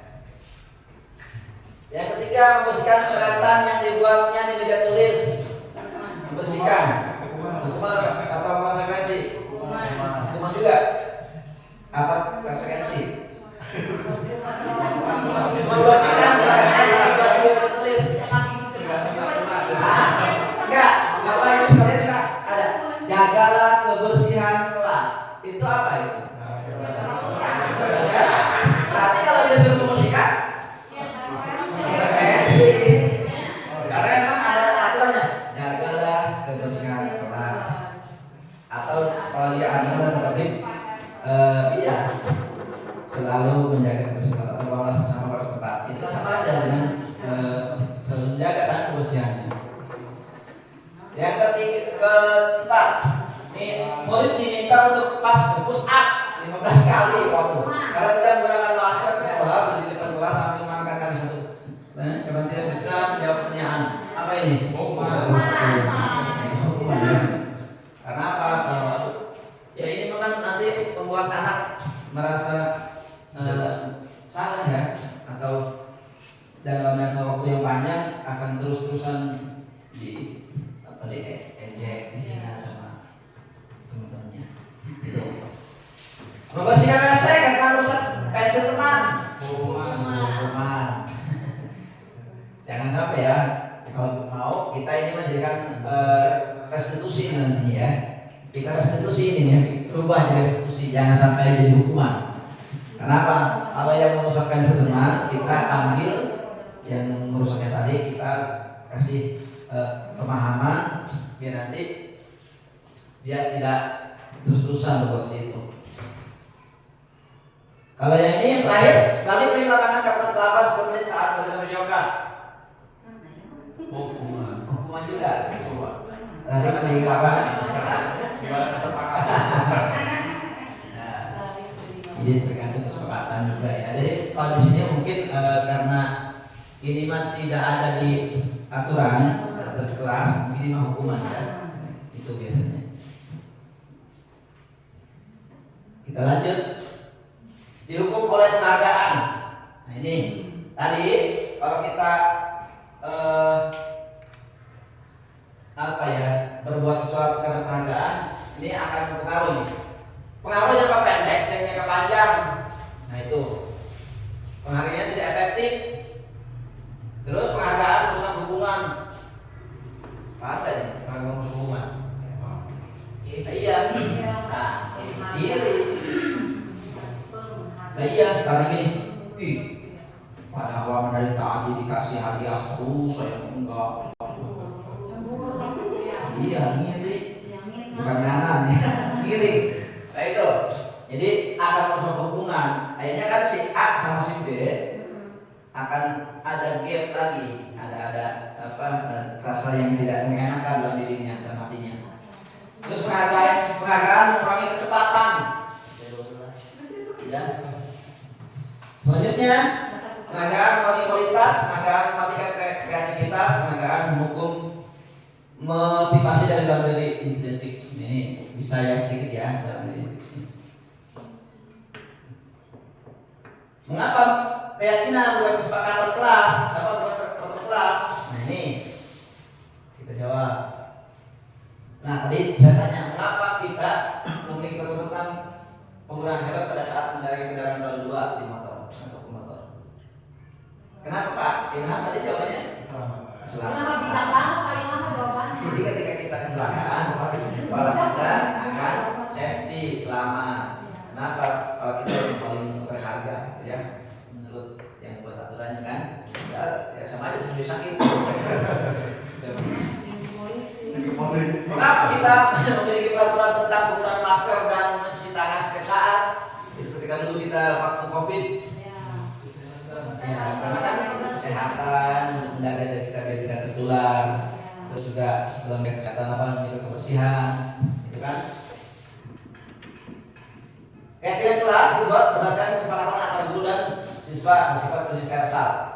Nah tadi ya, jadi ibu dan bapak kalian nanti di rumah, di sekolah, di kelas, buat aturan itu harus disepakati oleh siswa. Bapak dan ibu sekalian, buat, ayo kita sekarang bikin kesepakatan. Apa yang kira-kira kita kalau misalnya dilakukan itu akan menciderai, menyakiti hati kamu dan hati teman kamu, kan ya? Itu buat penghargaan atau buat kesepakatan. Misalnya, bagaimana kamu kalau melihat tuh tembok-tembok yang kotor, gitu kan? Bikin kesepakatannya. Jadi nanti bikin, tapi awas bahasanya jangan sampai ada kata-kata negatifnya, dilarang, tidak boleh, itu jangan. Peraturan biasanya dibuat oleh guru bersifat satu arah. Nah ini, jadi ini aturan. Jadi kita kalau bisa yang nomor 1 ya, yang nomor 2 karena nomor 2 itu biasanya dari kita, jadi siswanya nggak muncul.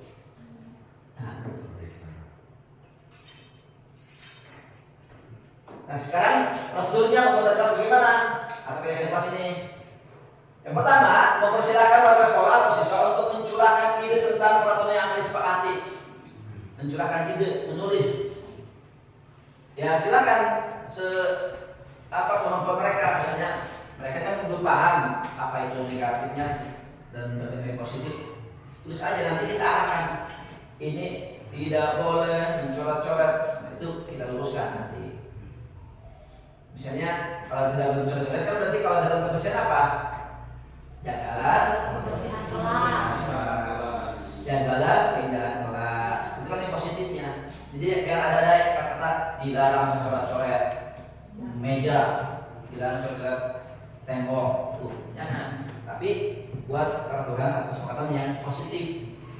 Jagalah keindahan. Jadi terlihatnya kedengarannya lebih enak daripada dilarang. Kalau dilarang kan udah pasti ada ininya ya, ada hal-hal yang mungkin memutus atau membuat dia tidak bebas. mencatat semua masukan. Tadi sudah dicatat. Ganti kalimat negatif jadi positif, ya. Tidak ada dilarang, tidak boleh. Apalagi tuh? Jangan, ya. Stop, ya, boleh. Kalau sekarang tapi kan lucu ya, banyak konten-konten membuli. Stop bully. Kalau mau apa ya? Hargailah orang lain atau saling menghargai, lebih indah, kan itu. Iya. Tinjau kembali curah pendapat yang berkumpul dan susun menjadi pihak di kelas. Nah, tadi ya dari semuanya itu kita buat pihak di kelas. Kita kelompokkan. Oh ini tentang kebersihan. Oh ini tentang tingkah laku. Oh ini tentang ini, tentang ini. Jadi kita kelompokkan. Nanti jangan buat kesepakatan banyak 100 atau 20. Ya yang mudah diingat saja lah. Ya jangan lebih dari 7 lah kalau bisa. Jangan lebih dari 7 biar mereka hafal tahu kesempatan mana yang saya langgar ya. Ini kan Bu, kamu nih kan sudah membuat kesepakatan kelas, saya kan kelas. Coba masih ingat nggak yang mana? Kan bisa ditanya. Oh ternyata ada 7. Kalau 7 itu ada apa? Bisa di ya tuh. Tinjau ulang ya kelas yang sudah tersusun 3-7 keyakinan, meninjau dan menyetujui dengan menandatangani. Nah kalau bisa kita dengan murid-murid itu semuanya menandatangani atau tadi sudah menempel tuh post-itnya. Nanti kan ini tanda tangan mereka atau tulisan tangan mereka, dan itu adalah bukti bahwa mereka sudah membuat keyakinan kelas. Tuh, nanti boleh tanda semua atau boleh juga dengan perwakilan post-it ini. Dan kuatkan juga oleh tantangan kita bahwa Bapak dan Ibu sudah membuat keyakinan kelas dengan murid-muridnya kelas. Itu. Keyakinan kelas ditempel di dinding kelas. Nah kalau kita udah ada di sini keyakinan kelas, nanti diperbaiki lagi, jangan banyak-banyak ya. Di sini kita ada 16, ada 15, nanti disimpelkan lagi jadi 7 ya. Tuh. Ini masih satu arah ya. Dari guru ke murid, kalau bisa nanti kita perbaiki lagi. Nah ini adalah posisi kontrol guru, ada penghukum, pembuat merasa bersalah, jadi teman, ada pemantau dan manajer. Nah ini kita lihat videonya ya. Bapak Ibu sekalian, ini contoh-contoh sinaren yang buat kesalahan. Ada 5 contoh. Enggak, Sangat bahagia Ibu dan Bapak guru hebat dalam penerapan disiplin positif restitusi. Salah satu program yang dikembangkan adalah 5 posisi kontrol. 5 posisi kontrol dalam restitusi adalah proses perjalanan seorang didik agar dapat mengenali dirinya. Pada video kali ini kita akan membahas tentang 5 posisi kontrol yang dikembangkan oleh Diane Gossen dan contoh penerapannya. Silakan Bapak Ibu sekalian sambil nonton, sambil melihat materinya, dimakan atau diminum. Soalnya nambah.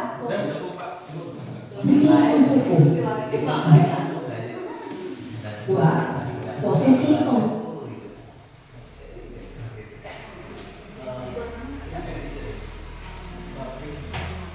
Sinyalnya jelek ya.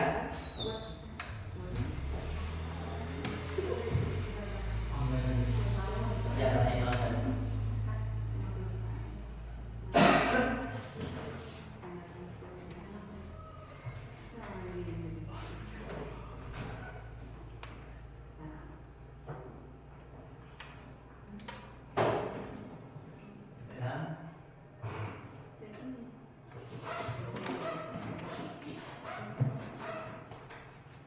di pos Pak. Pak di pos. Di pos dulu Pak.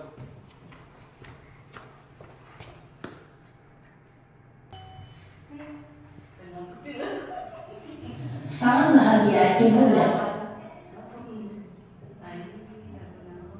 Bapak guru hebat dan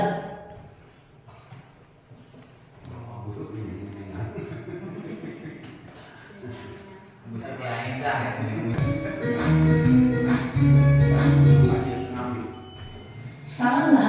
Ibu dan Bapak guru hebat, dalam penerapan disiplin positif restitusi, salah satu program yang dikembangkan adalah 5 posisi kontrol. 5 posisi kontrol dalam restitusi adalah proses perjalanan seorang pendidik agar dapat mengenali dirinya. Pada video kali ini, kita akan membahas tentang 5 posisi kontrol yang dikembangkan oleh Diane Dawson dan contoh penerapannya.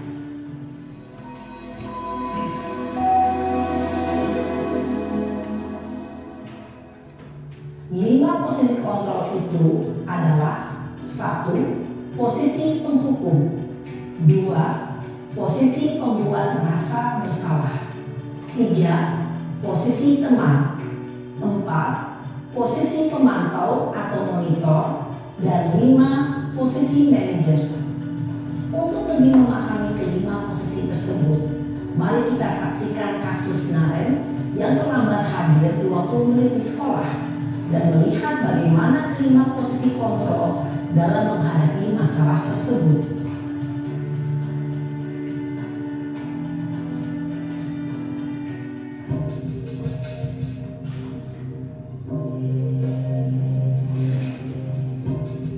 Nanti kita lihat kita ada posisi mana nih, kira-kira nih Bapak yang lebih baik. Naren! Sini kamu! Nenek, Selamat pagi Bu. Selalu terlambat. Kamu deh, pasti terlambat. Maaf Bu, saya Apa? Apa coba? Alasan kamu apa lagi? Kapan sih kamu tidak terlambat? Malas sekali ya kamu jadi anak. saya Dasar pemalas. Gak kapok-kapok sih kamu. Sudah berapa kali terlambat? Sana, kamu keliling lapangan basket 2 kali. kenapa saya harus ke lapangan basket Bu? Kenapa? Kamu melawan ibu. Berani-beraninya jawab. Sudah terlambat, masih berani jawab pula. Sekarang, keliling lapangan basket 5 kali sekalian. Biar kapok. Cepat. Pergi sana ke lapangan basket. Posisi penghukum biasanya berbicara dengan nada tinggi, menghardik, menunjuk-nunjuk, menyakiti, dan menyindir. Hukuman bisa berupa fisik maupun psikis. Ibu dan Bapak guru hebat, dampak yang terjadi pada murid ketika guru berada pada posisi penghukum adalah murid cenderung akan memberontak, bahkan menyimpan dendam.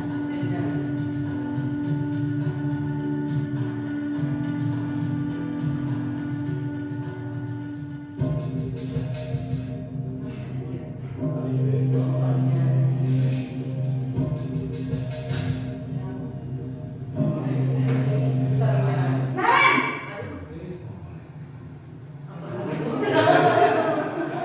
Selamat pagi Bu. Naren! Kamu kenapa terlambat lagi, nak? Ya Tuhan, Naren. Kamu senang ya bikin ibu susah ya? Kalau kamu terlambat lagi, nanti ibu yang ditegur bapak kepala sekolah, nak. Disangka ibu tidak bisa membina kamu. Duh, gimana ini? Maaf Bu. Duh, Gusti Naren.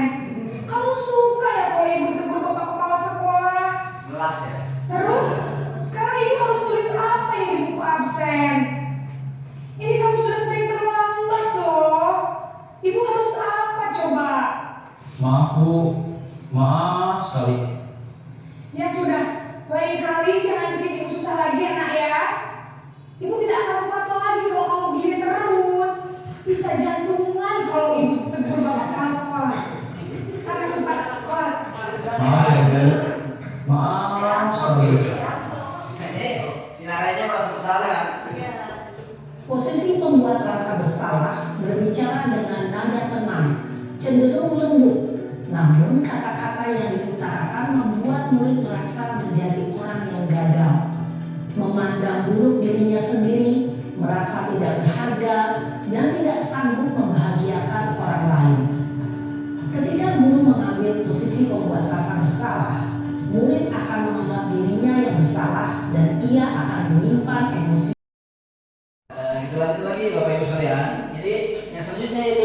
restitusi. Dari restitusi ini kita lihat ini ada segitiga. Ada pertama menstabilkan identitas. Jadi menstabilkan identitas di sini kita harus bisa membuat kata-kata yang contohnya di sini. Setiap orang pasti pernah melakukan kesalahan. Nah, jadi kita ucapkan pada murid bahwa wajarlah kamu berbuat seperti itu karena emang manusia itu wajar membuat kesalahan, gitu ya. Atau kamu bukan satu-satunya yang pernah mengalami ini. Gitu. Ya. Jadi itu mungkin, jadi itu menstabilkan identitas. Kata-katanya kita stabilkan dulu anaknya, ya, bahwa dia melakukan hal seperti itu wajar. Yang selanjutnya yang kedua yaitu memvalidasi tindakan yang salah.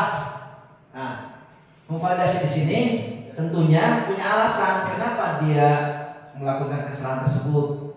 Misalnya karena dengan yang dia pengen dilihat orang lain, mungkin dia memenuhi kebutuhan karena dia lapar, atau dia pengen dikasih sayang dan sebagainya. Itu kan sebuah identitas dia. Contohnya kita bisa memberikan pertanyaan, adakah cara yang lebih efektif untuk mendapatkan apa yang kamu butuhkan? Nah itu validasi tindakan yang salahnya. Selain kamu misalnya melakukan hal yang tadi yang salah, ada enggak sih yang selain itu? Kenapa begitu? Selanjutnya yaitu menanyakan keyakinan kelas. Dari kesalahan yang tadi yang dilakukan oleh siswa, kita kembali bertanya lagi, kamu berbuat seperti itu, ada enggak yang tidak sesuai dengan keyakinan yang kamu buat di kelasnya? Oh ada Pak, keyakinan apa itu? Itu kita kembalikan lagi ke kelas. Nah terus kita perbaiki lagi, lanjutkan lagi ya. Mungkin misalnya kamu ingin menjadi orang seperti apa? Apakah akan berbuat seperti itu terus? Tentunya kalau misalnya dia jawab, oh tidak Pak, saya akan lebih baik lagi. Nah itu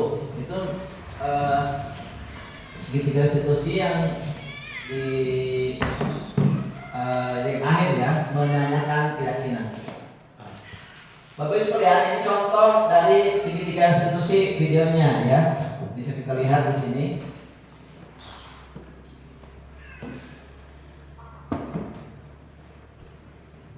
Ini ada contoh kasus seseorang anak yang mungkin dipanggil, ya. Kalau kita di sini kita pasti kalau di SD ya guru kelasnya atau guru yang biasa membina. Kalau di sini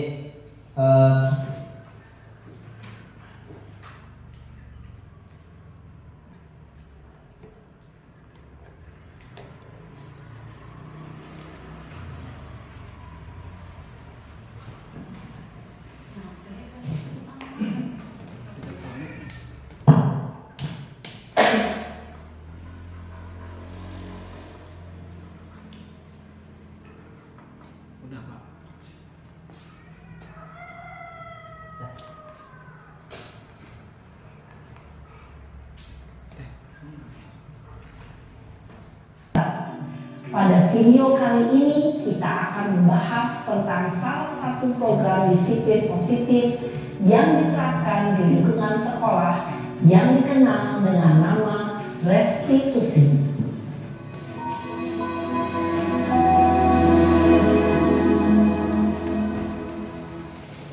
Restitusi dikembangkan oleh pakar pendidikan Diane Gosson, berlandaskan pada teori kontrol Dr. William Glasser.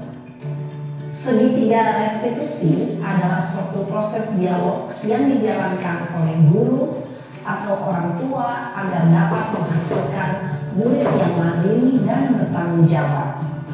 Pada saat guru di posisi manajer, aspek yang dikembangkan pada murid adalah motivasi intrinsik, sehingga penanaman nilai-nilai kebajikan dapat tumbuh dan berkembang menjadi suatu kebiasaan positif yang akhirnya membentuk karakter murid. Proses dialog ini terdiri dari 3 langkah yang digambarkan pada ketiga sisi pada segitiga restitusi. Sisi pertama adalah menstabilkan identitas.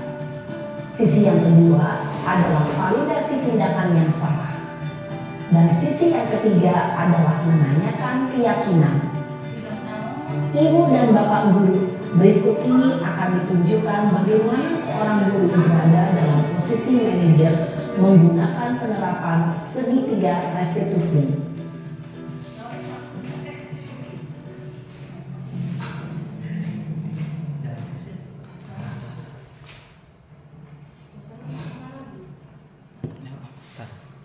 Siang Sarah. Siang Pak. Sudah lama gak ketemu Sarah. Kenapa hari ini ada di sini? Kesel Pak, kesel banget. Masa aku dikatain tukang fitnah Pak? Ya aku marah lah. Aku balik katain Eka di depan kelas. Kesel banget. Oh begitu. Ya pasti kamu marah dan kesal. Bapak juga akan marah apabila ada yang menuduh Bapak seperti itu. Kemudian pada saat itu kamu mau melakukan apa?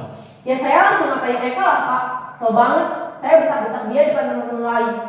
Oh begitu. Pasti kamu melakukan seperti itu karena suatu alasan tertentu bukan? Iyalah, masa saya diam saja Pak? Ya saya bela diri lah. Masa saya dituduh tukang fitnah? Ya wajar lah. Mempertahankan harga diri itu sesuatu yang penting buat kamu. Untung kamu tidak bertindak lebih gegabah lagi. Hanya membentak-bentak. Iya Pak. Untung saya masih bersabar dan hanya membentak saja. Sudah gemes padahal. Saya pasti bela diri lah. Ya pasti ya. Tapi kamu memilih untuk tetap bertahan dan bersabar. Kamu memilih untuk tidak berbuat lebih parah lagi bukan? Iya. Nah, sekarang coba kita lihat lagi tindakan kamu yang bentak-bentak Eka di kelas. Tindakan kamu itu kira-kira sesuai dengan keyakinan kelas atau prinsip kamu tidak? Enggak lah Pak. Capek Pak jadi pemarah. Jadi keyakinan atau prinsip mana yang kurang sesuai dengan keinginan kamu? Ya, saya sebenarnya sangat menghargai orang lain. Mungkin saat itu saya menjadi emosi, jadi tidak menunjukkan sikap itu. Kamu meyakini tidak? Menghargai orang lain itu penting buat kamu. Yakinlah Pak. Iya, setuju. Kita harus saling menghargai. Namun, ada juga keyakinan yang kita sepakati yang perlu kita jalankan apabila kita sedang marah, bukan? Ya, saya bisa lebih proaktif, mulai dengan diri sendiri. Saya bisa jadi lebih bersabar, mengambil waktu jeda untuk berpikir mau apa selanjutnya. Kira-kira kamu bersedia memperbaiki masalah ini tidak? Bersedia Pak. Kalau kamu memperbaiki masalah ini, kamu akan menjadi orang seperti apa? Saya akan menjadi orang yang bertanggung jawab kali ya Pak. Dan senantiasa proaktif. Iya, menurut kamu bagaimana rasanya menjadi orang seperti itu? Ya nyaman lah, bangga bisa bersabar dan menahan diri. Baiklah kalau begitu. Yuk kita pikirkan bagaimana memperbaiki masalah ini.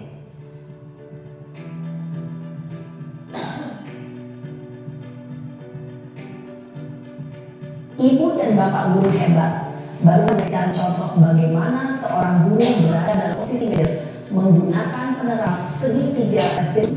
Mari kita bahas satu persatu. Sisi pertama, menstabilkan identitas berdasarkan pada prinsip bahwa membuat kesalahan adalah bagian dari proses pembelajaran. Segitiga ini berperan menggeser identitas murid dari identitas gagal ke identitas sukses. Murid yang sedang bertingkah laku yang tidak pantas atau saat itu sedang mengalami identitas gagal. Bila kita mengkritiknya, maka posisi tidak akan berubah. Kita bisa mengajukan pernyataan-pernyataan ini. 1. Membuat kesalahan sesuatu yang wajar.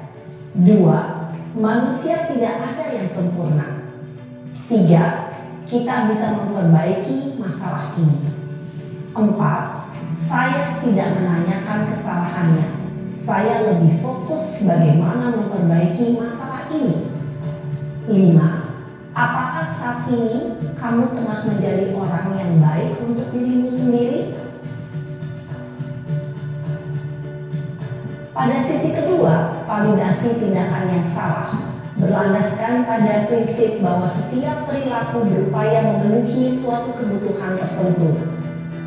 Guru yang telah memahami teori kontrol akan bergeser dari pemikiran stimulus respon menjadi proaktif dan mencoba untuk mengenali tujuan dari perilaku murid. Mengenali dan mengakui kebutuhan murid ini dapat memperbaiki hubungan dengan murid tersebut. Pernyataan atau pertanyaan bisa disampaikan dengan nada suara tidak menghakimi atau memojokkan, sehingga dapat mengembalikan murid pada posisi positif.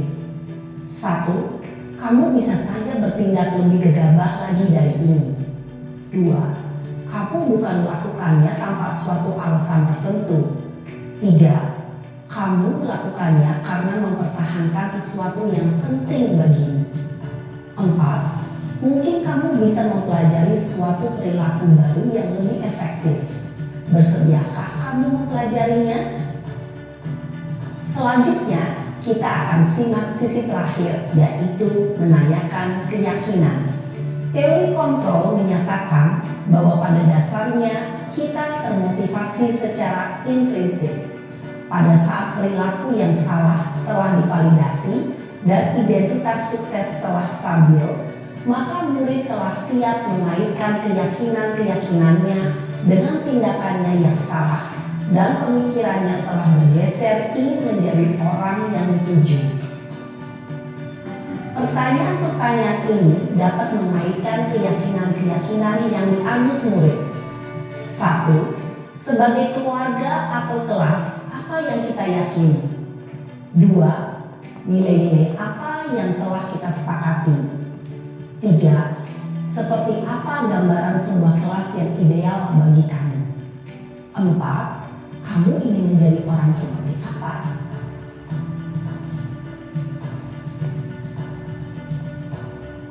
Dalam menerapkan segitiga restitusi, perlu diperhatikan beberapa hal, yaitu 1. Perilaku yang salah perlu dikaitkan dengan nilai-nilai atau keyakinan-keyakinan yang telah disepakati atau dituju.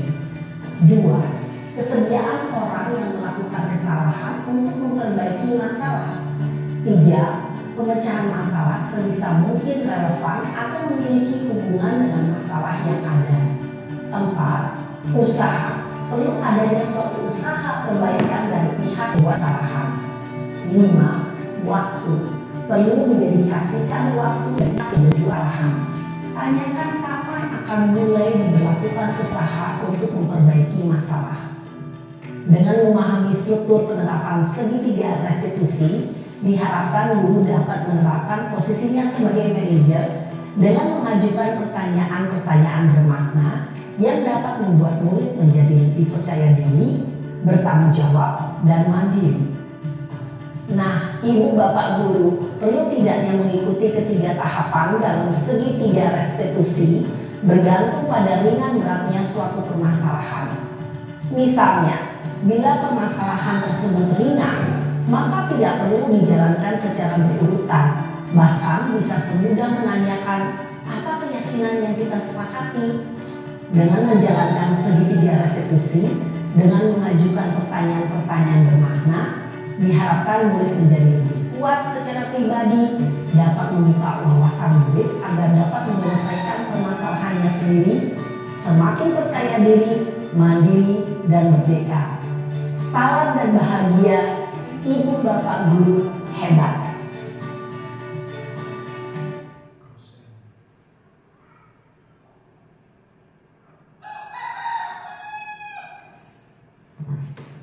Nah, itulah Bapak Ibu sekalian tentang segitiga restitusi. Jadi kembali kita harus mengikuti tahapan-tahapan tersebut agar apa yang diperbuat oleh siswa menjadi terstabilkan, validasi, dan kembali ke keyakinan yang dia miliki. Mungkin itu saja diseminasi saya pada hari ini. Terima kasih atas kehadiran Bapak Ibu sekalian. Namun sebelum saya akhiri, saya perlu kita perlu merefleksikan tindakan kita pada hari ini, kegiatan kita pada hari ini, pelajaran apa yang Bapak Ibu telah ambil dari diseminasi saya tadi. Nanti silakan ditulis, ditempel di post-it ini di papan tulis hal-hal yang mungkin bisa Bapak Ibu ambil pelajaran dari diseminasi saya pada hari ini. Itu saja. Sebelum saya menutup diseminasi pemaparan hari ini, saya akan kembali membuat pantun buat Bapak Ibu sekalian. Nah, jangan lupa sekali lagi cakep. Siap. Kekondangan memakai jas dan berdasi. Berangkatnya bersama yang terkasih. Demikian pemaparan diseminasi. Cukup sekian dan terima kasih.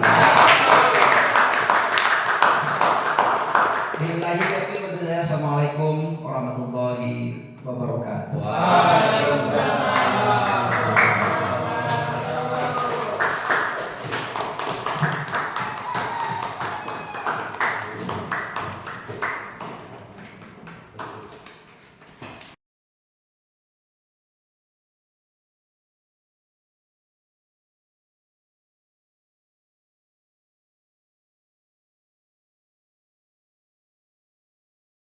Acara diseminasinya sudah selesai.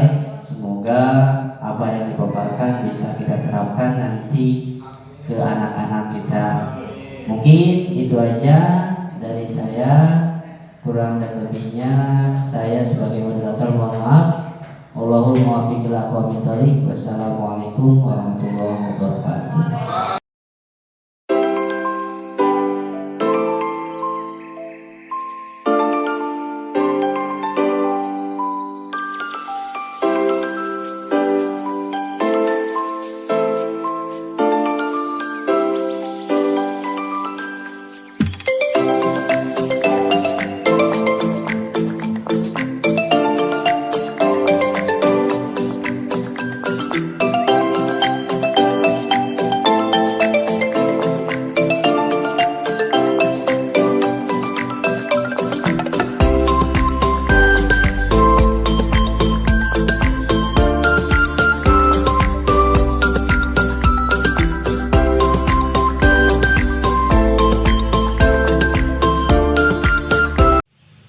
Assalamualaikum warahmatullahi wabarakatuh. Nama saya Muhammad Suryana, guru SDN Pasir Huni. Setelah saya mengikuti kegiatan diseminasi budaya positif, terutama keyakinan kelas, saya dapat menerapkannya di kelas. Dengan harapan murid-murid saya juga timbul nilai-nilai kebaikan dalam dirinya sejak awal.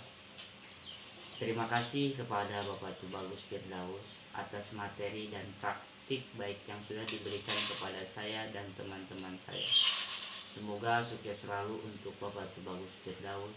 Semangat untuk CGP Angkatan 11. Wassalamualaikum warahmatullahi wabarakatuh. Assalamualaikum warahmatullahi wabarakatuh. Nama saya Apipah. Saya adalah guru dari SD Negeri Waru yang mengikuti kegiatan diseminasi bersama Bapak Tubagus Firdaus dan guru-guru SDN Pasir Huni. Setelah saya mengikuti kegiatan diseminasi positif, saya senang sekali karena bisa memahami segitiga restitusi dalam menyelesaikan masalah yang ada pada siswa di kelas. Diharapkan dengan penerapan segitiga restitusi, murid menjadi lebih mandiri dan bertanggung jawab dalam menyelesaikan masalah. Terima kasih atas penyampaian materi budaya positifnya, terutama untuk Bapak Tubagus Firdaus. Terima kasih banyak, semangat terus, semangat saya ucapkan. Wassalamualaikum warahmatullahi wabarakatuh.